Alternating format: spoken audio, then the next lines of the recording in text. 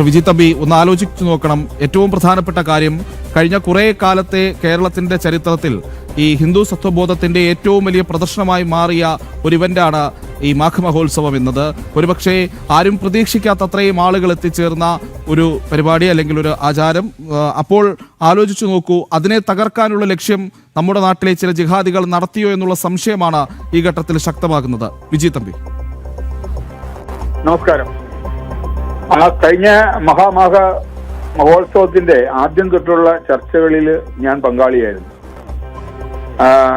മഹാമണ്ഡലേശ്വർ ആനന്ദവനം ഭാരതി സ്വാമികളുമായിട്ട് അദ്ദേഹം മണ്ഡലേശ്വർ ആവുന്നതിന് മുമ്പ് തന്നെ വളരെ അടുപ്പമുണ്ടായിരുന്നു. അപ്പോൾ പല കാര്യങ്ങളും ആദ്യ ചർച്ചയിൽ ഞാൻ ഉണ്ടായിരുന്നു. അതുപോലെ തന്നെ ഈ മാമാങ്കം ഉത്സവത്തിന് അതിന് എല്ലാ സപ്പോർട്ട് കൊടുക്കുകയും അവിടെ വരുന്ന ലക്ഷക്കണക്കിന് ആൾക്കാർക്ക് ഭക്ഷണം കൊടുക്കുകയും ചെയ്ത ബ്രഹ്മർഷി മോഹൻജി, അദ്ദേഹവുമായിട്ടും എനിക്ക് വളരെ നല്ലൊരു ബന്ധമുണ്ട്. അതുകൊണ്ട് തന്നെ ഇവർ രണ്ടുപേരുമായിരുന്നു അതിന്റെ ചുക്കാൻ പിടിച്ചത്.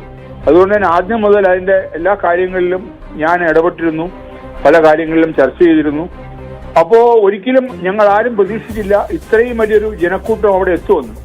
യഥാർത്ഥത്തിൽ പറഞ്ഞാൽ 2029 പൂർണ്ണ രൂപത്തിലുള്ള മഹാമഹം ആഘോഷിക്കാനും ഇപ്പൊ രണ്ട് വർഷം, അതായത് 26, 27, 28 3 വർഷങ്ങളിൽ ചെറിയ രീതിയിൽ ചെയ്യാനുമാണ് ആദ്യത്തെ ആലോചന ഉണ്ടായിരുന്നത്. പക്ഷെ ഇത് പ്രതീക്ഷിക്കാത്ത തരത്തിൽ അഭൂതപൂർവമായ ഒരു ജനത്തിരക്കാണ് അവിടെ വന്നുപെട്ടത്. യഥാർത്ഥത്തിൽ പറഞ്ഞാൽ നിളയുടെ 2 കരകളിലും ഉണ്ടായിരുന്നത്, ഇപ്പുറത്തെ കരയിലും അപ്പുറത്തെ കരയിലും. അപ്പുറത്തെ കരയിൽ പണ്ട് മുതലേ ചെറിയ രീതിയിൽ എല്ലാ വർഷവും നടന്നു വന്നുകൊണ്ടിരിക്കുന്നതാണ്. അത് കുറച്ചുകൂടെ വിപുലമായി. ഇക്കരയാണ് ഏറ്റവും വലിയ, അതായത് ഈ നവാമുകുന്ദ ക്ഷേത്രത്തിന്റെ മുന്നിലുള്ള സ്ഥലത്താണ് ഏറ്റവും വലിയ രീതിയിൽ ഈ ആഘോഷം സംഘടിപ്പിക്കപ്പെട്ടത്. അപ്പൊ ഇത് പലപ്പോഴും ഇതിന്റെ കൺട്രോൾ വിട്ടുപോകുന്ന അവസ്ഥ പോലും വന്നിരുന്നു. കാരണം ഇത് ഇത്രയും വരുന്നവർക്ക് വണ്ടി പാർക്ക് ചെയ്യാനുള്ള സൗകര്യം, അവർക്ക് അക്കരെ പോകാനുള്ള വള്ളങ്ങളുടെ സൗകര്യം, അങ്ങനെ ഒരുപാട് കാര്യങ്ങൾ അവിടെ ഉണ്ടായിരുന്നു. ഭക്ഷണ സൗകര്യം മോഹൻജി ഒന്നും ഒരിക്കലും ഇത്രയും പ്രതീക്ഷിച്ചില്ല, ഇത്രയും ആളിനെ പ്രതീക്ഷിച്ചില്ല. മോഹൻജി അദ്ദേഹം ഭക്ഷണം കൊടുക്കാൻ ഏർപ്പാട് ചെയ്തത് നമ്മുടെ മോഹനാണ്, പഴയടം മോഹൻ തിരുമേനെയാണ് ഏൽപ്പിച്ചത്. അപ്പൊ അവരാരും പ്രതീക്ഷിക്കാത്ത തരത്തിലുള്ള ആൾ വന്നു. പക്ഷെ എല്ലാവർക്കും കൃത്യമായി ഭക്ഷണം കൊടുക്കുകയും എല്ലാവരും വളരെ സന്തുഷ്ടരായി മടങ്ങുകയും ചെയ്തു. പക്ഷെ ഇത് പല സ്ഥലങ്ങളിൽ നിന്നും, അവിടുന്ന് മാത്രമല്ല, കേരളത്തിൽ നിന്ന് മാത്രമല്ല, കേരളത്തിന് പുറത്തു നിന്നും പല ആൾക്കാരും അവിടേക്ക് എത്തിച്ചേർന്നു. യഥാർത്ഥത്തിൽ പറഞ്ഞാൽ ആദ്യത്തെ ദിവസങ്ങളിലൊന്നും ഒരു മീഡിയ പോലും അവിടെ ടച്ച് ചെയ്തിട്ടില്ല. ജനൻ TV ഒഴിച്ച് വേറെ ഒരാൾ പോലും അവിടെ ഇങ്ങനൊരു സംഭവം നടക്കുന്നതായിട്ട് പോലും അറിയാത്ത ഭാവമാണ് പല ചാനലുകളും ഇവിടെ പ്രകടിപ്പിച്ചത്.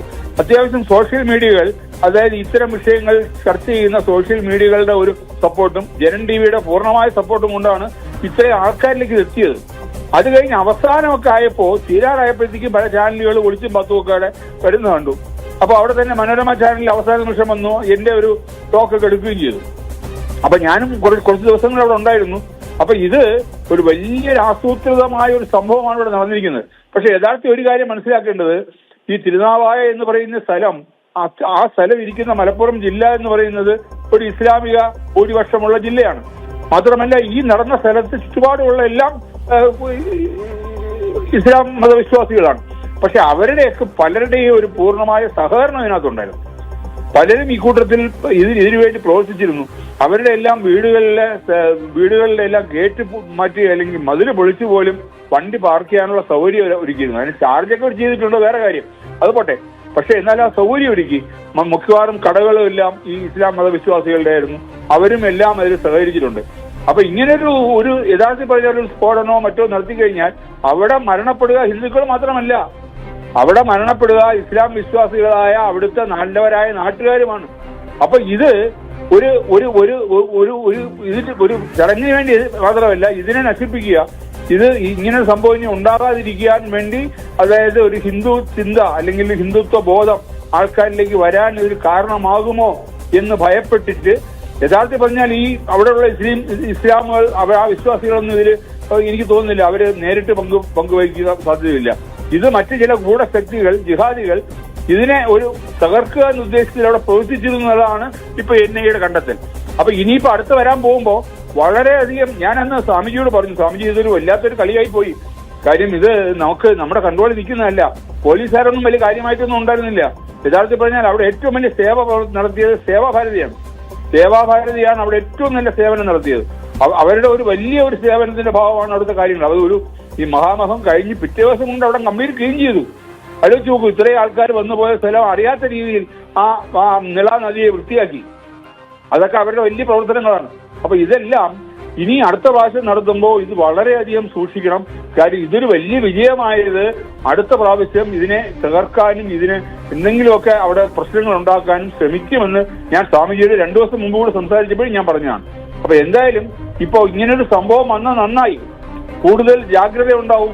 കേന്ദ്ര സേനയുടെ ഒരു എന്താ പറയാ ഒരു നിരീക്ഷണം അവിടെ ഉണ്ടാവും എല്ലാ രീതിയിലും. പക്ഷെ ഇത് നിൽക്കാൻ പോകുന്നില്ല. ഇത് ഒന്നിനൊന്ന് മെച്ചമായിട്ട് തന്നെ മുന്നോട്ട് പോകും. ഇത് കേരളത്തിന്റെ ഏറ്റവും വലിയ, അതായത് നമ്മുടെ കുംഭമേള പറയുന്ന പോലെ കേരളത്തിന്റെ ഒരു കുംഭമേളയായി തന്നെ ഇത് നിലനിൽക്കും.